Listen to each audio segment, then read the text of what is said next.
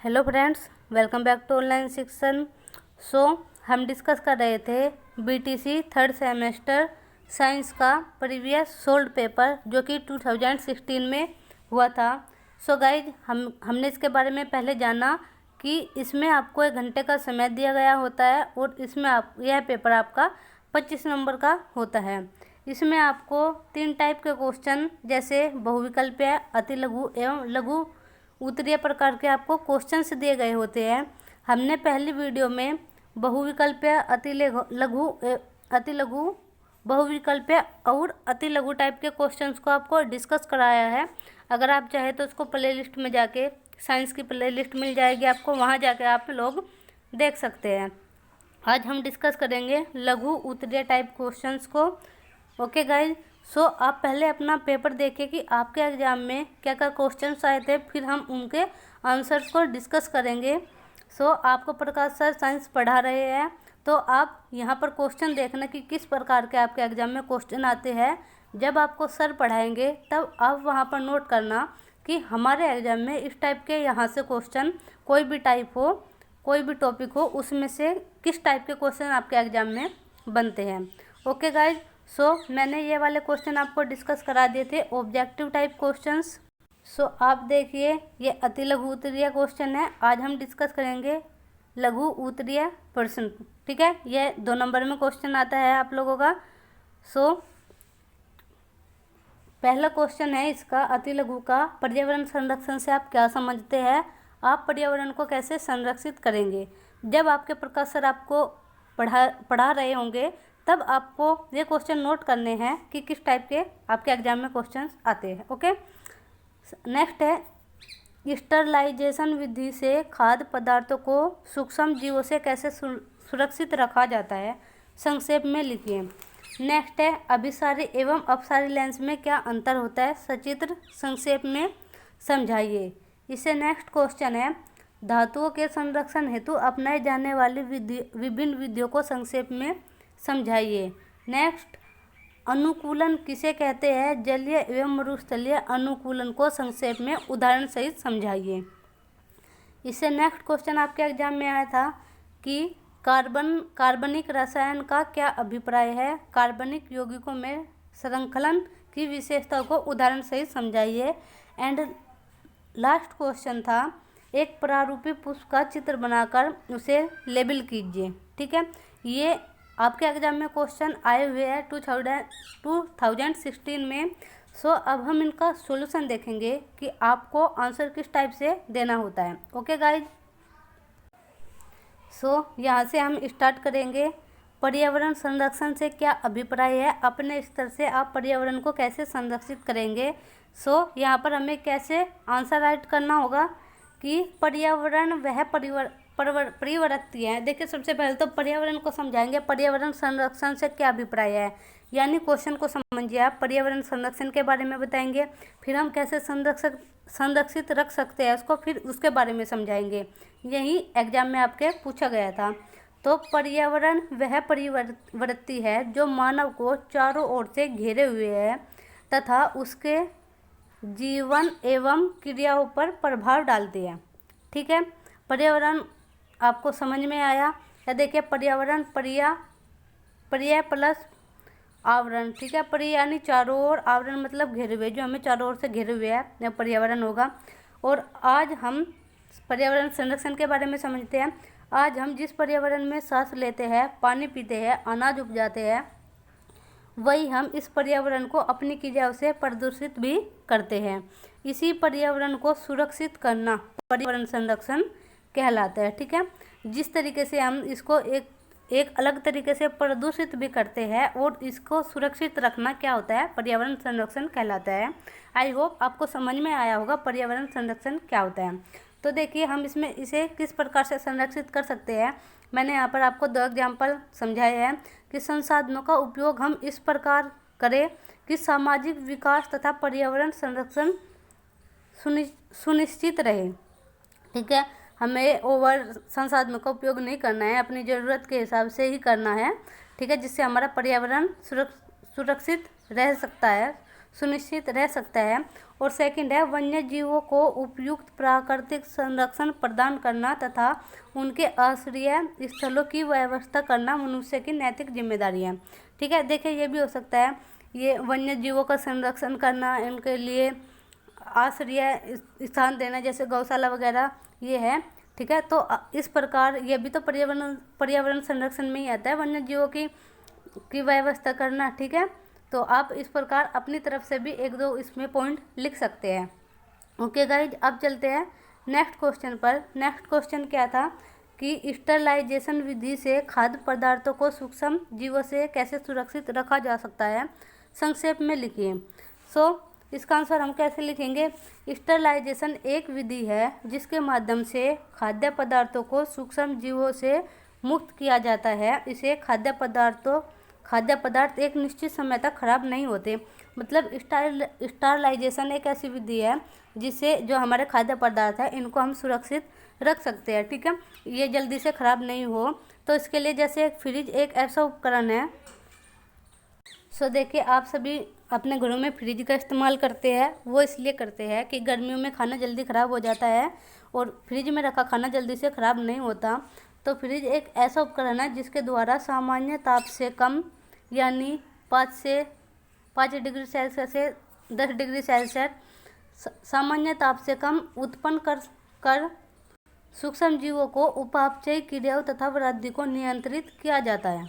Okay, इसलिए fridge का उपयोग फल, सब्जी तथा खाद्य पदार्थ आदि को संरक्षित करने के लिए, पेय पदार्थों को ठंडा करने के लिए किया जाता है। तो ये किस विधि के अंतर्गत आता है? ये स्टरलाइजेशन विधि के अंतर्गत आता है। ओके गाइज, आपको समझ में आया होगा। अब देखिए नेक्स्ट क्वेश्चन था अभिसारी एवं अपसारी लेंस में क्या अंतर है, सचित्र संक्षेप में समझाइए।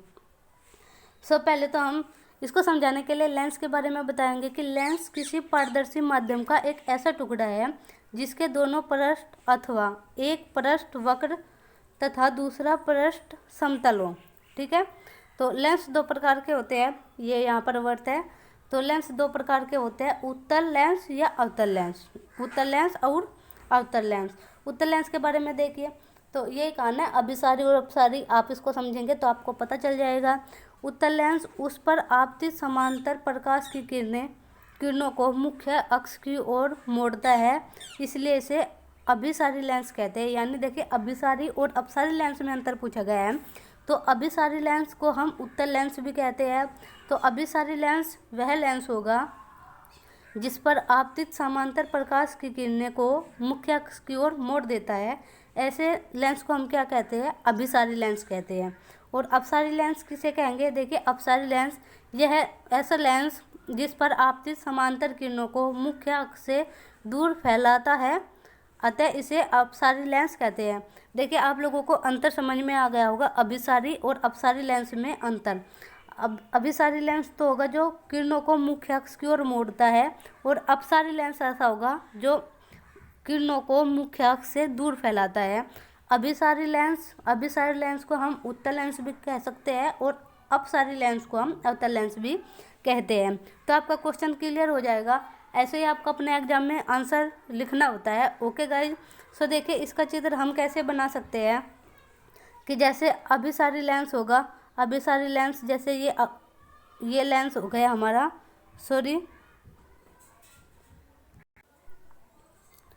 अभिसारी यानी उत्तल प्रकार का होगा, उत्तल जो बीच में से मोटा और साइड से पतला होता है। अपसारी लेंस जो बीच से पतला और साइड से मोटा होता है। ठीक है, तो ये जो इसके समांतर किरणें आएगी इनको क्या करेगा? इनको फैला देगा, इस प्रकार इनको फैला देगा। और जो उत्तल लेंस होगा ये उसी दिशा में, जैसे ये किरणें आ रही है तो ये इसी दिशा में इनको वापस मोड़ देगा। ठीक है, तो इस प्रकार आप इसका चित्र भी बनाकर दिखा सकते हैं। नेक्स्ट क्वेश्चन था क्वेश्चन नंबर 15, धातुओं के संरक्षण हेतु अपनाई जाने वाली विभिन्न विधियों को संक्षेप में लिखिए। ठीक है, धातु का संरक्षण, देखिए धातु के संरक्षण से अभिप्राय धातु को नमी तथा हवा से बचाने से है। तो सबसे पहले हम धातु के संरक्षण के बारे में बताएंगे, फिर इसकी विधियों के बारे में बताएंगे। इसकी जैसे मिश्र धातु बनाकर किस प्रकार की किसी एक धातु में दूसरी धातु या अधातु मिलाने पर वह अधिक कठोर एवं स्थायी तथा संरक्षण से सुरक्षित हो जाती है। ठीक है, जैसे स्टेनलेस स्टील लोहा तथा कार्बन का मिश्र धातु है। स्टेनलेस स्टील, देखिए यहाँ से क्वेश्चन और बन रहा है कि स्टेनलेस स्टील किसकी मिश्र धातु है, यानी लोहा तथा कार्बन की मिश्र धातु है। ओके, जिससे आसानी से जंग नहीं लगती है। ठीक है, और नेक्स्ट है ग्रीस या तेल लगाकर भी हम धातु को सुरक्षित रख सकते हैं। ग्रीस या तेल लगाकर भी धातु को वायु तथा नमी से बचाया जा सकता है, यानी संरक्षित किया जाता है। नेक्स्ट है इसी में कि पेंट का लेप चढ़ाकर धातुओं की वस्तुओं की सतह पर पेंट करके उसे क्षण से बचाया जा सकता है। इसी कारण स्टील के फर्नीचर, लोहे के पुल या आदि सामानों पर पेंट किया जाता है ताकि उन पर जंग ना लगे। ठीक है गाइज, नेक्स्ट है धातु चढ़ाना। देखिए ये काफ़ी इम्पोर्टेंट है आपका, मैं इस पर इम्पोर्टेंट लिख भी देती हूँ। धातु चढ़ाना यानी इसे हम गैल्वेनीकरण विधि भी कहते हैं कि लोहे को जंग से बचाने के लिए लोहे की चादर को पिघलते जस्ते में डुबा देते हैं, जिसके कारण लोहे पर जस्ते की परत चढ़ जाती है। इस क्रिया को हम गैल्वेनीकरण भी कहते हैं। ओके गाइज, तो देखिए 4 विधि हो गई आप लोगों की। यहाँ पर धातु के संरक्षण के लिए हम मिश्र धातु बनाकर भी कर सकते हैं, ग्रीस या तेल लगाकर, पेंट का लेप चढ़ाकर, धातु चढ़ाकर, यानी गैल्वेनीकरण क्रिया के द्वारा भी हम धातु को संरक्षित रख सकते हैं।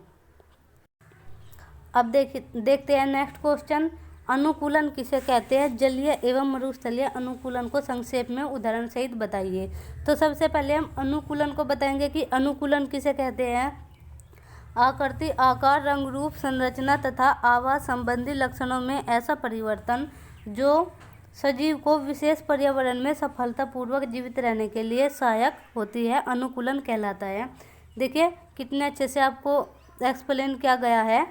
अनुकूलन काफ़ी मोस्ट इम्पोर्टेंट क्वेश्चन, आपके फर्स्ट सेमेस्टर में भी ये चैप्टर था, आपने वहाँ भी इसके बारे में जाना होगा और आपको यहाँ भी ये पढ़ने को मिल रहा है। तो अनुकूलन आकृति, आकार, रंग, रूप, संरचना तथा आवाज संबंधित लक्षणों में ऐसा परिवर्तन जो सजीव को विशेष पर्यावरण में सफलतापूर्वक जीवित रहने के लिए सहायक होते हैं, अनुकूलन कहलाता है। देखिए जैसे कुछ पक्षी ऐसे होते हैं, आपने देखा होगा पक्षियों के झुंड काफ़ी गर्मियों के दिनों में ठंडी जगह पर चले जाते हैं, तो इसी प्रकार अपने आप को अनुकूलित कर लेते हैं, मनुष्य भी, जानवर भी, वनस्पति भी। तो अपने जहाँ जैसा पर्यावरण होगा उसके अनुरूप अपने आप को ढाल लेते हैं, ऐसी सुविधाएं अपने लिए प्राप्त कर लेते हैं। तो ऐसे हम अनुकूलन कहते हैं। जैसे मनुष्य को ही आप देख लीजिए, अगर सर्दी का मौसम आता है तो वातावरण को अपने अनुकूल ढाल लेते हैं।